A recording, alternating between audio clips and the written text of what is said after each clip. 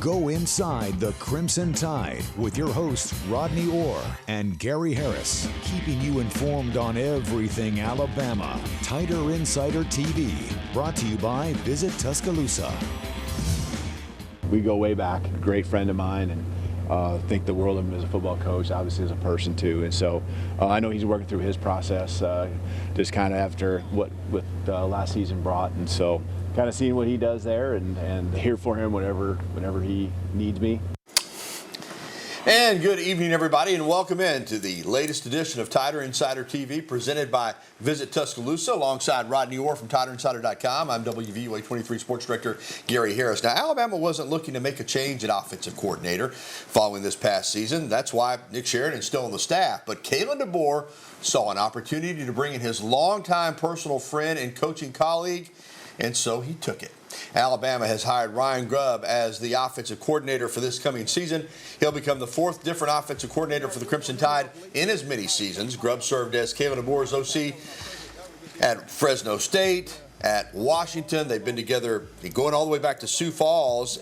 He was here for about 3 weeks last January to be the OC, but went back to Seattle to become the Seahawks offensive coordinator. Nick Sheridan then stepped in, who came over from Washington as the tight ends coach and was the quarterback's coach and play caller. After one season with the Seahawks, head coach Mike McDonald and Grubb decided to part ways. So now Grubb's coming back to Alabama.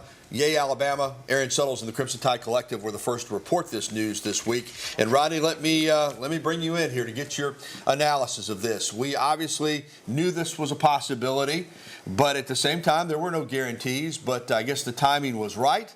And again, this is not a reflection on Nick Sheridan at all. We know how high a regard that Kalen DeBoer holds Nick Sheridan in. He's going to still be a part of this staff. But this is an opportunity to bring in a guy that Coach DeBoer not only is very personal with, or very comfortable with on a personal level, but also obviously on a professional level to head up the Alabama offense. Yeah, I mean, they have had a ton of success together. You talk about the run they had, that 2-year run at Washington when they took over a 4-8 program. They went 25-3, played for the national championship in year 2. And the things that they did, the things that Ryan Grubb did offensively, how he turned that program around.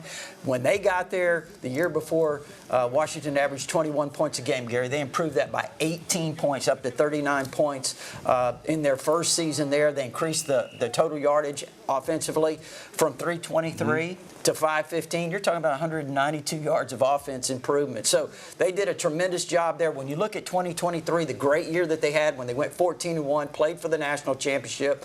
They had a 4,900-yard passer, of course, Michael Penix. They had a receiver who had 1,600 yards receiving. They had another one that had 1,100 yards. They had a tight end that caught 46 balls. Jeremy Bernard was on that team, by the way. He caught 34 passes that season. Plus, I know Alabama fans are asking, okay, we hear about all this passing, but what about the run game?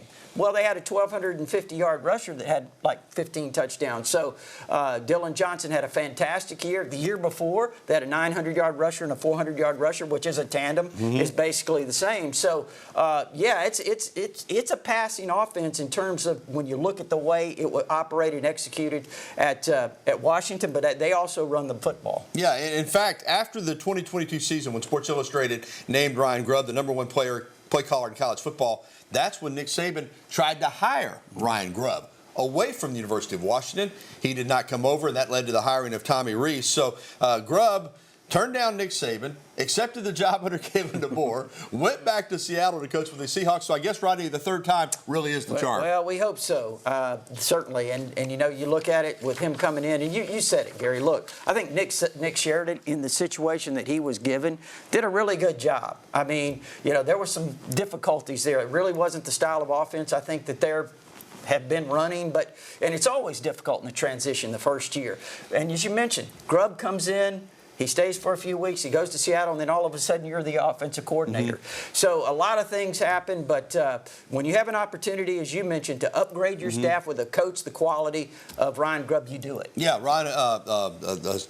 Nick Sheridan is going to stay on the staff. Also, Brian Ellis coached tight ends last year. We have reason to believe that he's going to be on the staff as well. That's the thing now with the amount of coaches that you can have on the field and off the field. So both those guys could be on this staff, it looks like. Yeah, I mean, I'm really really kind of looking forward to when we get the official announcement from UA. Yeah, I'm too. And it kind of tells you, okay, this is going to be the roles of each coach. So I think that's going to be something that will be very interesting to watch. Of course, Chris Kapilovic coached the offensive line, Coach Cap. There is some discussion out there on the internet about Scott Huff, the former offensive coordinator at Washington, who was with Ryan Grubb at Seattle as the offensive line coach. He's been let go, but I have not heard anything in regard to him joining this staff. Have you? I mean, there's buzz. There's certainly other than on some buzz. Yeah. As far as anything that makes me believe it's definitely happening, no, I wouldn't say that. But at the same time, when you look at him, he's outstanding offensive line coach 2023. They won the Joe Moore Award up there. Again, he was here for a short period as well when he left with Grubb to go to Seattle. But look, you mentioned Coach Cap. They did a fantastic job. And don't forget this about Ryan Grubb now. His expertise early on in his career was the offensive line. So, you know what? You expect really good things from the development of this group. Yeah, that kind of makes him unique. You don't have as many offensive coordinators come from the offensive line side as you do from the wide receiving coaching, quarterback coaching, running back coaching, and things like that. So they're going to be a physical team. I don't think there's any doubt about that. All right, let's turn our attention to coach talk now. And I know there's no buzz anymore. Think about this.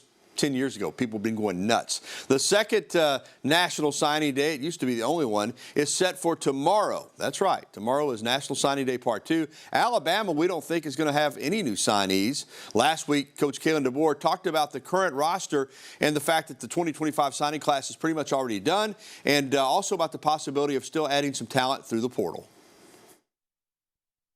And feel good about where we're at there. We have a couple spots we could fill, just a few as the rest of the spring, summer comes along. But we always are going to tweak things and find ways to make it better. But I like, considering it was the first year, what we accomplished with the high school guys. They are in there working. They're what we thought they would be, whether it's athletically or just their character.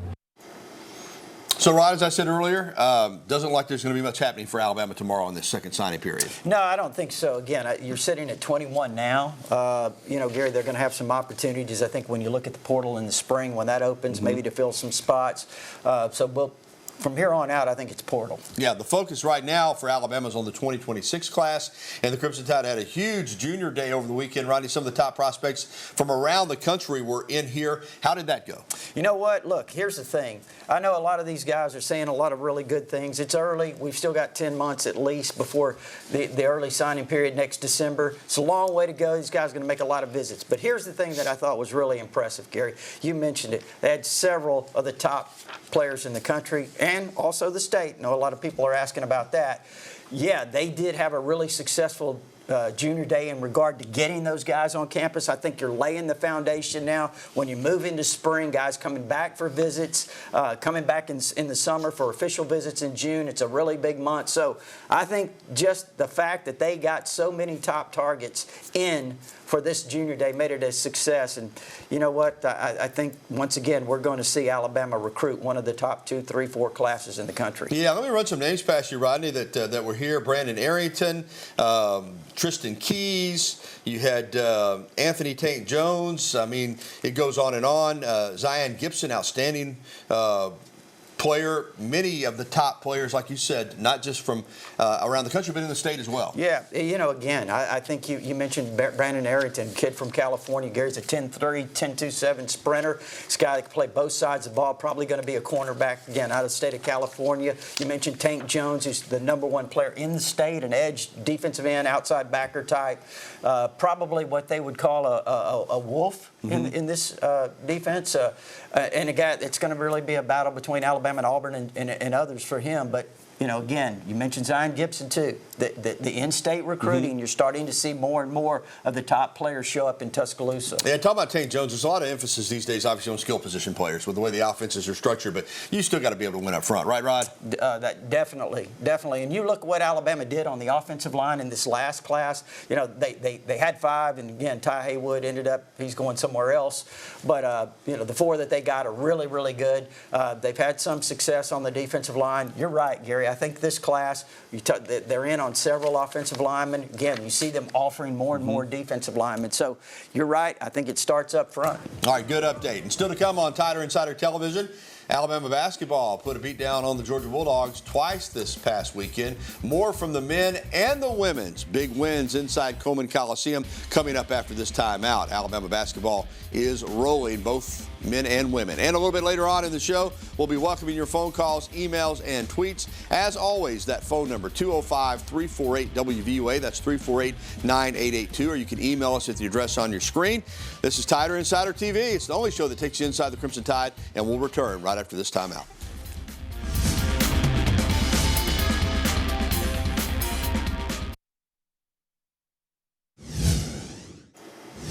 And welcome back to TITV, presented by Visit Tuscaloosa. Alongside Rodney Orr, I'm Gary Harris. Thanks for being with us tonight. Let's talk Bama basketball, and we'll start with the men. The Tide continues to climb in the rankings, up to number 3 in both the AP and coaches polls. And this past Saturday against Georgia, Aiden Sherrill, the big man, he's going to be so good. Just a freshman, came off the bench. He had his best game of the season and added a big spark. Inside and outside. He's nearly 7 feet tall, but he's got a lot of athleticism. Mark Sears did his thing, scoring 20 points, adding 6 assists. 12 points for Sherrill. Mo Diabate, 6 and 6. Aiden Holloway had 10 points and 5 assists off the bench as Alabama rolled over Georgia. Now, there was a downside. The Tide had 20 turnovers in the game. That's something that just still working to cut down. Georgia only had 6, but Bama shot 52% from the field, 42% from 3. And they were able to roll. Grant Nelson had 5 blocks as well as Alabama keeps making that move. Let's talk about this team, Rodney. Now this is their bye week. They won't play again until Saturday night when they go to Arkansas, a suddenly revitalized Arkansas team under John Calipari that whipped Kentucky last weekend in Lexington. Then they'll stay on the road as they'll go to Austin on Tuesday night to play Texas. They won't come home. So this is a bit of a break this week, a chance to catch your breath before this incredible stretch run. These next 9 games in the SEC, there's not an easy one on the schedule. Yeah, I think this is something that, Nate Oates has certainly been pointing towards, Gary. I think that's why when you see the way he's really been pushing his leaders, I think over the last couple of weeks, because he understands his stretch run. They want to achieve the goals they have. These next several games are going to be really, really big. And what about Sherrill, man? Yeah. I mean, what a stroke he has. Yeah, he really does. I'm telling you, this is a deep roster. Now, you get on the road, as we said, to go to Arkansas. They won't come back to Tuscaloosa. Coach Oates said the guys on his staff that have NBA experience said it's probably best just to stay on the road. They'll go to Austin and play Texas. And then we know the 15th of February, Auburn comes in here. Auburn's number 1 right now. Alabama's number 3. We don't want to get ahead of ourselves, but that's looming maybe as the biggest basketball game to ever be played in the state of Alabama. And then you got to go back there. Yeah, you got to go there at the end of the season. season. Yeah, man, it's there's a lot of talk about that, Gary. I mean, these 2 teams, they might be the best 2 in the country. It might be both going to the Final Four. Who knows? All right, if 1 win over Georgia is good, then 2 is better, right? Following the game on Saturday, the Alabama women hosted the Georgia women on Sunday, and the Crimson Tide had their first 2-game SEC losing streak of the season. First 2-game losing streak period. They bounced back though and get the win. 15-point victory, 72-57. Aaliyah Nye had 22 points. She knocked down 6 threes. Sarah Ashley Barker had 9 assists. She can do it all for this team. Essence Cody had a double-double with 17 points and 13 rebounds. Alabama took care of business. And this is a team, as we've talked about many times, Rodney, they're not looking just to get into the NCAA tournament this year. They're looking to get in and make a run. Yeah, and you look at Barker, what a passer she is, Gary, as well as a scorer. I mean, yeah, so coming together. Yeah, she's a National Player of the Year candidate, even with those few games that she missed due to injury. All right, still to come on Tider Insider television. We're just 3 days away from Alabama softball cranking it up. That's right. They'll be out in Arizona to start the season on Friday. We'll preview that 2025 campaign. And up next, we'll welcome your phone calls, emails, and tweets. Again, the phone number 205-348-9882. We want to hear from you, Tider Insider Nation. We'll be right back after this.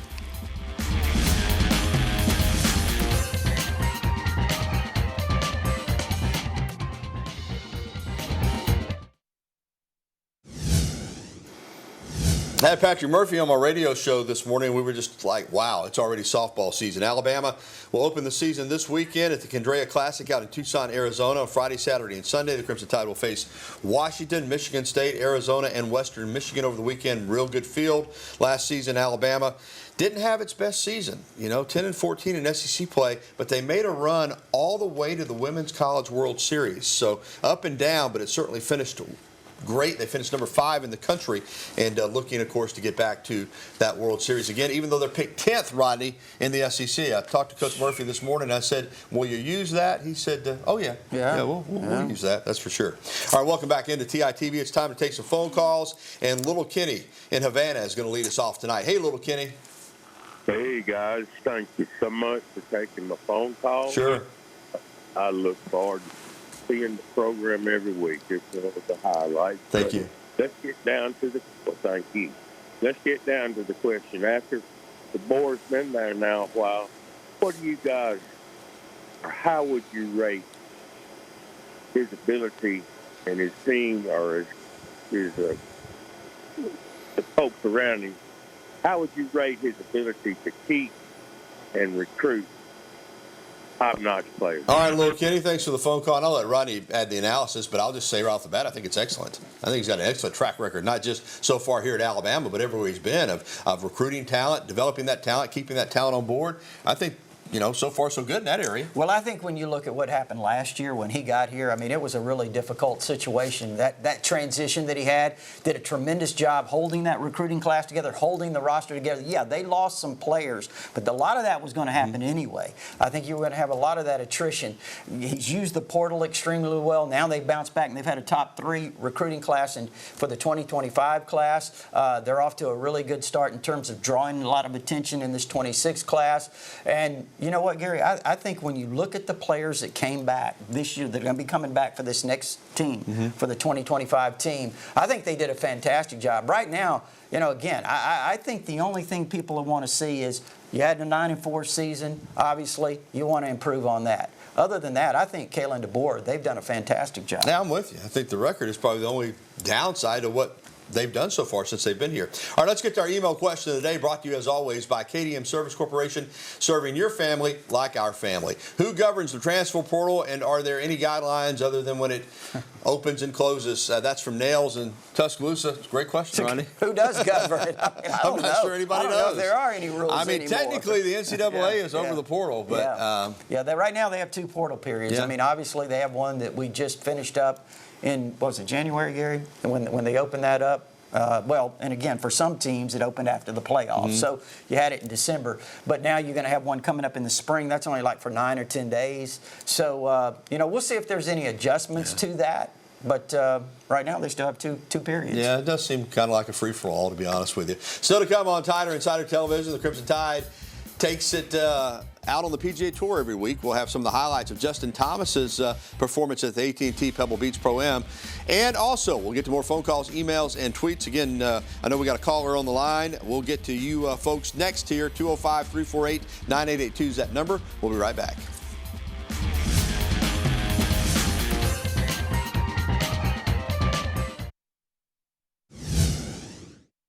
Bama on the PGA Tour. It was a roller coaster ride for JT at the AT&T Pebble Beach Pro-Am. Look at this. He hosed out for Eagle to finish his second round on 18 on Friday.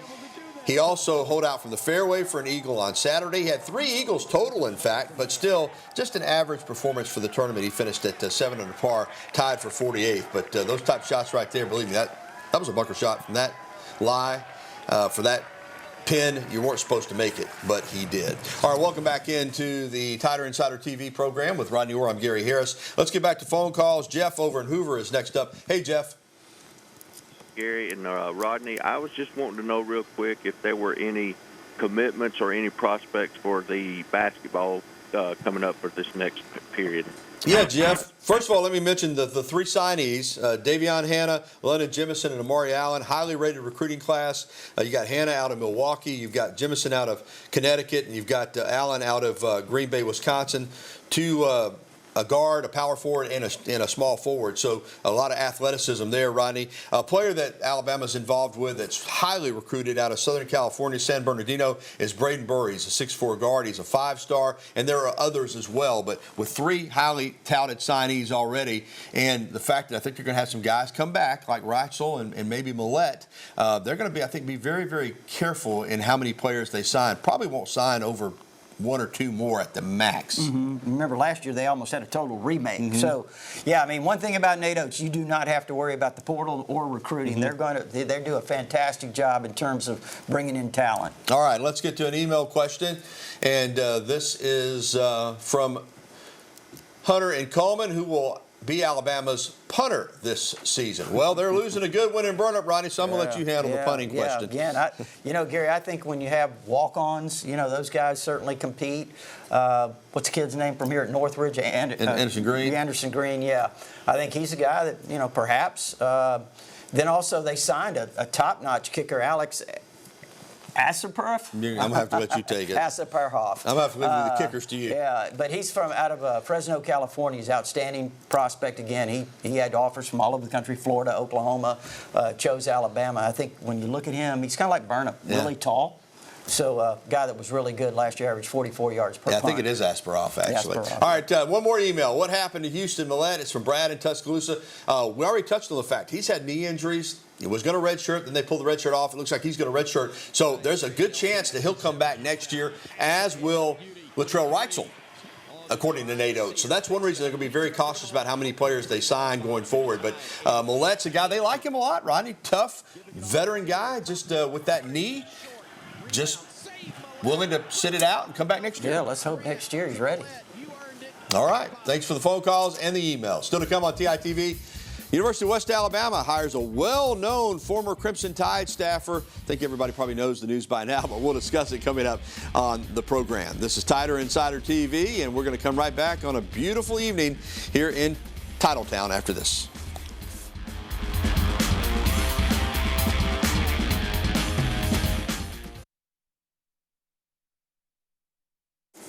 The University of West Alabama in Livingston announced yesterday that it's hired former Alabama strength and conditioning coach Scott Cochran as the new head football coach, replacing Brett Gilliland, who stepped down after 11 seasons to serve as the school's director of athletics.